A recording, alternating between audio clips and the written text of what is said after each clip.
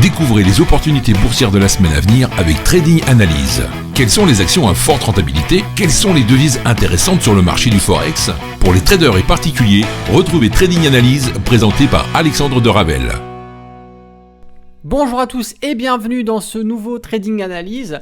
Nous sommes le dimanche 28 mars 2021 et je vais vous présenter dans cette nouvelle vidéo deux actions qui seront intéressantes à surveiller parce qu'elles présentent encore une fois une configuration adéquate pour une prise de position. Bien évidemment, il faudra attendre le signal d'achat donné par votre stratégie, mais en termes de configuration, c'est quand même très intéressant, donc c'est à surveiller.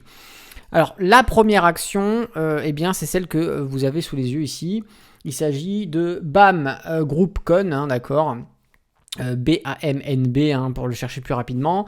Nous sommes sur un graphique journalier ici et nous nous trouvons actuellement sur cette petite bougie du vendredi 26 mars. Alors, qu'est-ce qui se passe? Déjà, il faut savoir que si on recule, effectivement, c'est une action qui fait pas mal de surplace et qui, depuis mi-2019, a perdu pas mal en valeur. On a eu un rebond sur octobre 2020 et depuis, on a une belle progression haussière. Nos moyennes mobiles sont bien orientées. C'est pas une action que je prendrai pour faire de l'investissement long terme. À voir peut-être dans une stratégie de dividende, voir ce qu'elle peut reverser, pourquoi pas. Mais là, je vais plutôt aborder cette action de façon à pouvoir peut-être prendre un swing trade, du moins parce que la configuration s'y prête.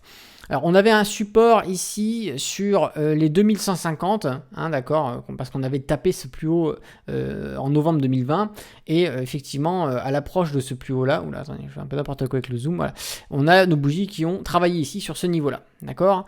Ce qui s'est passé, on a franchi les 2150, les 250, excusez-moi, sans trop de difficultés.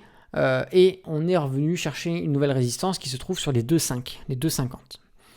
On a rebondi à la baisse et là on revient du coup sur cette ancienne résistance des 2,15 comme support. Donc ici on voit bien que depuis exactement le mardi 23 mars, les bougies, on a des belles mèches de rejet, je vais zoomer un peu, on va bien voir comme ça, on a des belles mèches de rejet qui fait que le prix est rejeté à la hausse parce que le support fait son travail.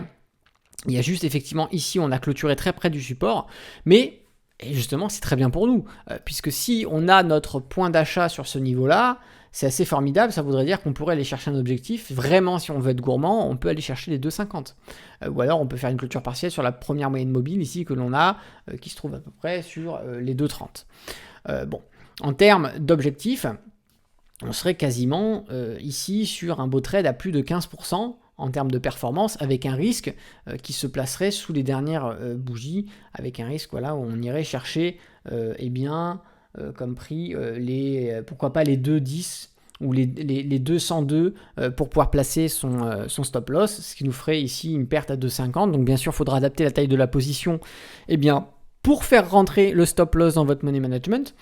Mais regardez, un risque à 2,50 pour un objectif à plus de 15, là vous comprenez qu'on a une très belle performance, puisqu'on est à un ratio qui est pratiquement sur un ratio qui est pratiquement 6 fois supérieur, voire même plus.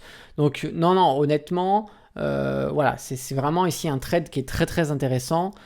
Surtout le ratio gain-perte, et voilà, on est vraiment très bien positionné, donc on ira chercher, pourquoi pas, sur du 4 heures, du 1 heure, on essaiera d'optimiser son point d'entrée. Si on a un point d'achat, il serait intéressant de le prendre. Après, encore une fois, ce que je vous dis ici ne sont pas de conseils d'investissement, c'est juste des opportunités qui, selon moi, me semblent intéressantes. Après, vous prenez bien sûr vos responsabilités, vous êtes responsable des trades que vous prenez, il n'y a que vous d'ailleurs qui pouvez prendre ces trades-là, et c'est à vous d'en assumer entièrement la responsabilité. Voilà. On clôt le sujet.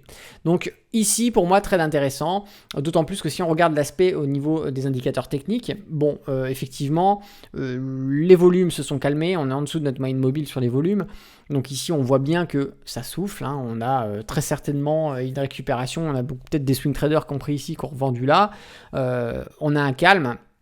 Mais voilà, malgré le fait qu'on ait nos volumes en dessous de notre moyenne mobile, on reste posé sur le support ici. Donc c'est assez intéressant.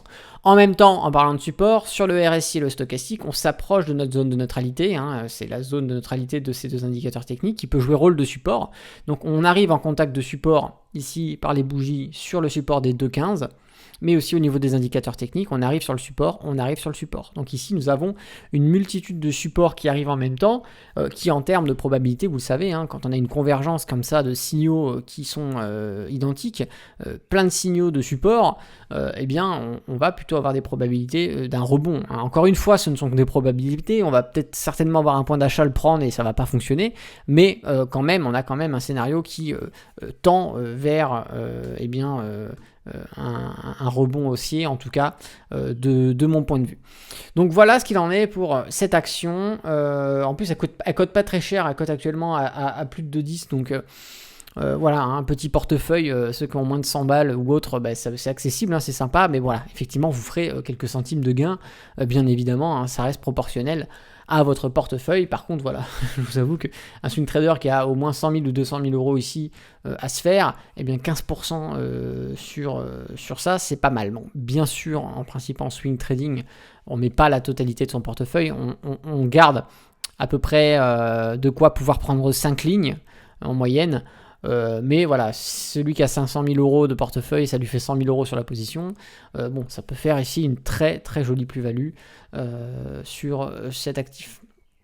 Alors, maintenant, on va partir sur Michelin, hop là, qui est la deuxième action que je vous présente ici. Donc Michelin, voilà, le pneu. Tout va bien. Regardez ce qui s'est passé. L'évolution, bien depuis le début de cotation. Voilà. On avait un niveau qu'on n'arrivait pas à passer ici, qui était de 2018, à peu près sur les niveaux des 127 qu'on a passé du coup cette année, voilà, en début d'année. Et aujourd'hui, on se retrouve du coup sur des plus hauts, des plus hauts historiques pour cet actif. Et du coup, donc ici on va avoir un niveau de résistance qui était sur les 127,40. Vous voyez qu'ici depuis exactement le lundi 8 mars, on a tenté plusieurs reprises de venir taper cette résistance. On a tenté de la casser. Le jeudi 18 mars, on a eu ici une mèche de rejet, vous voyez, on s'est fait renvoyer à la baisse. Ici, le 19 mars, vendredi, ça a été la même chose. On a rebondi sur notre moyenne mobile et on est revenu à la hausse. Et ici, on a une très belle bougie haussière et la cassure, bien sûr, une petite séance baissière à la fin, parce que je pense que beaucoup de day traders ou autres avaient des objectifs ici limites, et donc sur leur revente, bien évidemment, on a fait baisser les cours, mais on a passé cette résistance des 127,40. Donc on peut espérer que cette résistance devienne un support et ça nous ferait aller chercher, regardez ce qu'on a en termes de prix, on a les 130 un peu plus haut. Donc les 130 sont un objectif assez intéressant. On n'ira pas trop au-delà parce qu'on est sur des plus hauts historiques. On peut très bien péter jusqu'aux 140, j'en sais rien, mais en termes de sécurité, le premier obstacle qu'on va avoir ici, ce sont les 130. Ici on est bien positionné parce que si on va chercher les 130, on fait déjà ici 1,72%, ça reste assez intéressant. Cependant, on n'ira pas chercher les 130 exactement, on ira se positionner un petit peu en dessous pour éviter ce qu'on appelle les fausses touches, donc pourquoi pas les 128,75 ou 129,75, voilà. Ça nous permettrait d'avoir un trade à 1,5 pratiquement, avec un risque, lui, qui sera à 0,63, puisqu'on viendra se positionner légèrement en dessous de notre ancienne résistance, qui devient normalement support sur les 127,40. Donc voilà, ici, trade assez sympathique. D'ailleurs, on peut regarder ici, on est bien en zone de progression haussière sur le RSI, on a des volumes qui restent assez intéressants. Sur le stochastique, on est en zone de surachat, bien évidemment, mais regardez, si on zoome à fond, hop, je vais vous zoomer ça. Voilà, on a peut-être un début de croisement haussier, donc pourquoi pas l'élan nécessaire pour aller chercher nos 130. C'est quelque chose d'intéressant à surveiller. Donc là, bien encore, ce sera votre travail à vous de détecter si oui ou non c'est intéressant de se positionner à l'achat, si oui ou non par votre stratégie vous avez un point d'entrée, et bien sûr d'adapter le money management par rapport à ce que vous avez sous les yeux et en fonction de où vous allez placer votre stop loss. Donc bien sûr il faudra choisir une taille de position qui sera adéquate et qui vous permettra d'avoir un stop loss qui respecte votre money management. Encore une fois, voilà, ce sont juste des pistes que je vous donne, ce sont des actions que moi je vais surveiller, et d'ailleurs toutes celles que je vous donne, je les surveille et je les prends, s'il y a des points d'entrée, je les prends sur mon compte qui me sert à faire du swing trading.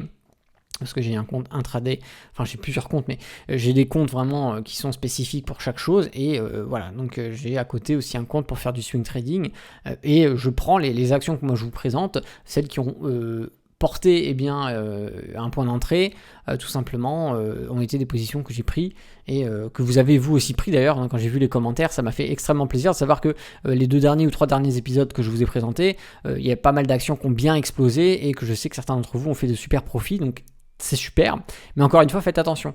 Voilà, c'est pas parce que je vous donne des tuyaux, des infos sur des actions, qu'il faut les prendre bêtement à l'achat ou à la vente, et que, voilà, non, ce sont des pistes que je vous donne. Il faut y prêter attention, il faut faire votre analyse et savoir par vous-même si oui ou non c'est intéressant. Maintenant, voilà, vous êtes responsable, encore une fois, de vos trades, et vous prenez l'entière responsabilité des performances ou des pertes que vous ferez avec ça. Voilà, mais écoutez, en tout cas, je vous remercie d'avoir regardé ce Trading Analyse. Moi, je vous dis à très bientôt pour un prochain épisode, et puis à très vite sur la chaîne YouTube pour les prochaines vidéos qui sortiront sur la chaîne.